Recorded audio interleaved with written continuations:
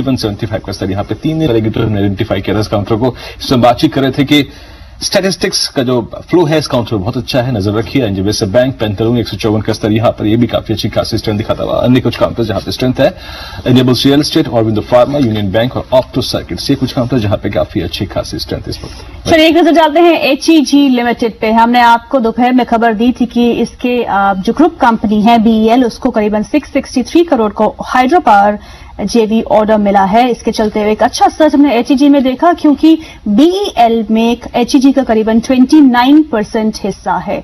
तो ये एक पॉजिटिव न्यूज इस काउंटर पे पैन आउट करते हुए काफी अच्छा रुझान जो है इस खबर के बाद इस काउंटर में देखने को मिला। एक और कंपनी है जिसको बेनिफिट हो सकता है, वो RSWM, उसका करीब 19% हिस्सा जो है वो एचईजी माफ कीजिएगा बीईएल में है। तो कहीं ना कहीं बेनिफिट जो है उसको भी हो सकता है। और दोनों ही काउंटर्स में एक अच्छा रुझान ये आपके स्क्रीन पे है, RSWM के काउंटर में और एचईजी के काउंटर में एक अच्छा रुझान, 30 रुपए का इजाफा। अपर सर्किट पे भी एक बाहर में ये काउंटर देखने को मिला था। चलिए अब इसी खबर से हम बातचीत करते हैं। मिस्टर रिजू झुनझुनवाला हमारे साथ मौजूद है फोन लाइन पे। हम जानते हैं अभी हमारे साथ नहीं है, थोड़ी देर में हमारे साथ होंगे और हम जानेंगे इस पूरी खबर का क्या इम्पैक्ट आने वाले समय में पड़ सकता है।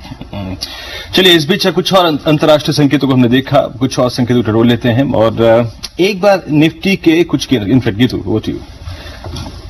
अभी हमने एचईजी के बारे में बात की और बीईएल को जो ऑर्डर मिला है उस पर बातचीत करने के लिए हमारे साथ मौजूद है mister Riju Jhunjhunwala, MD Bhilwara energy limited के। मिस्टर झुनझुनवाला, आपका बहुत बहुत स्वागत है जी बिजनेस पे।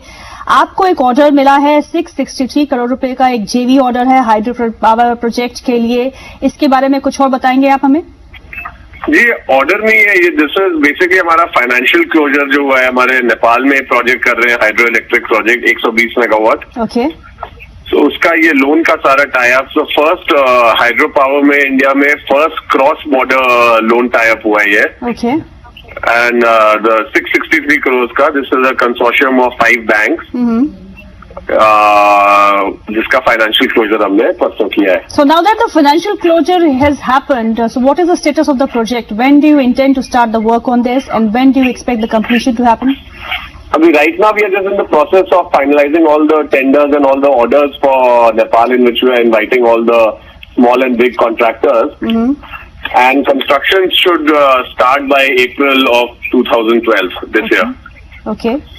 How do you expect this to add to your bottom lines and top line? See, this will be a 120 megawatt power project in Nepal. The power will be supplied to India. Ji. Again, this will be the first cross-border power supply from Nepal to India. And the total cost of the project is around 1,000 crore rupees. Okay. Our project, we are targeting around 4 years for completion of the project from today. So once this project is operational, it will be a merchant power plant. Yeah, just wanted to know, like आज के समय में रकम जुटाना बहुत मुश्किल होता है। आपने कहा कि आपने 5 बैंकों से ये कर्ज जुटाया है इस प्रोजेक्ट के लिए। So what is the cost of interest that you are paying for the money that you have lent from the banks, and what kind of this interest burden do you see on your balance sheet? So the interest cost on this is basically different with different banks, but the average cost should be around 13% today. Okay. Which is of course linked to the total cost of जो banks के जो rate चल रहे हैं उससे। तो कल को अगर बैंक रेट कम होती है तो हमारा इंटरेस्ट कॉस्ट भी कम आना चाहिए इसमें। Okay.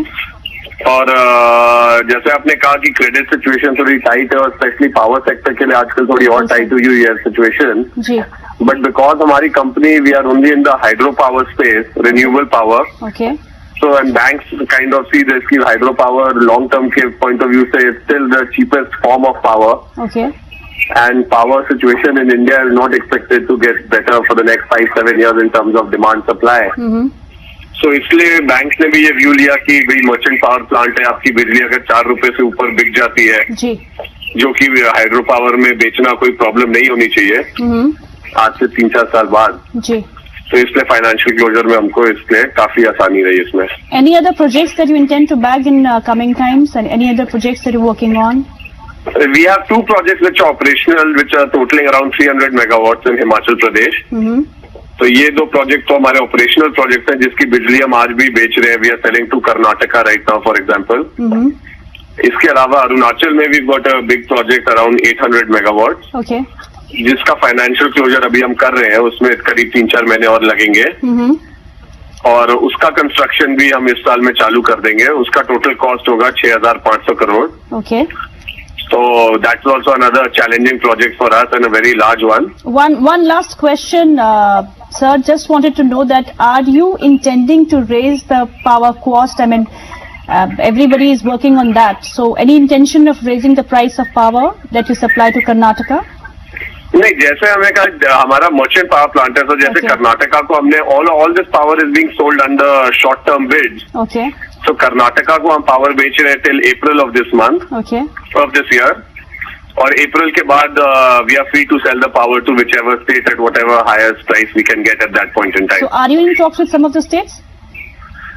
See, I mean, we are in talks with all the states, and as soon as they come up with their bids for the next financial year, we'll be bidding for that, and उस समय जो power rate चल रही होगी उसी rate पे हम power बेच सकते हैं उसमें. जी, बहुत बहुत शुक्रिया हमसे बात करने का. Thank you very much for being with us. Thank you. तो ये था बीएल के बारे में. उनका जो ये कंसोर्शियम फाइनेंशियल क्लोजर जो है वो प्रोजेक्ट का पूरा हो चुका है नेपाल के साथ. ये फर्स्ट क्रॉस बॉर्डर प्रोजेक्ट है. उनको ये उम्मीद है कि 4 साल में प्रोजेक्ट पूरा होगा. और जो सबसे बड़ी खबर इसमें से निकल के आ रही है वीरेंद्र, वो ये है कि जो कर्नाटका को अभी वो पावर सप्लाई कर रहे हैं उसका हो सकता है कि आने वाले समय में वो स्टेट का जो ऑर्डर है, जो कॉन्ट्रैक्ट है वो खत्म हो रहा है अप्रैल के महीने में. उसके बाद वो नए स्टेट से बातचीत करेंगे और पावर जो है वो हायर प्राइस पे भी बेचेंगे. तो ये भी एक पॉजिटिव कंपनी के लिए आने वाले समय एक टेरिफाई की पॉसिबिलिटी बनती है इनके लिए. खैर चलिए, अब हमारे साथ श्री गुरुनाथ मुदलापुर जुड़े हैं बातचीत करने के लिए, और साथ ही साथ सलील शर्मा, पार्टनर कपूर शर्मा कंपनी के तकनीकी तौर पर सलील बदार को आते हैं. आप दोनों को नमस्कार, कार्यक्रम में स्वागत है आपका. Gurunath, first take from you on Infosys. कल नतीजे हैं. अभी क्लाइंट्स को आप अपने जो आईटी के लार्ज कैप के counters like Infosys, TCS, SL technology and Wipro suggest क्या कर रहे हैं इस वक्त? कैसे राइट करना चाहिए आईटी लार्ज कैप को इस वक्त? I think that IT large cap, it's more like a defensive play at this time. ये companies सब zero debt है, asset rich है, और they are having a good advantage because the rupee has depreciated against the dollar considerably in the last quarter. तो जो अभी results आने वाले, I think there can be a favorable impact because of that in the companies. लेकिन जो हमारा अपना जो रिसर्च बोलती है कि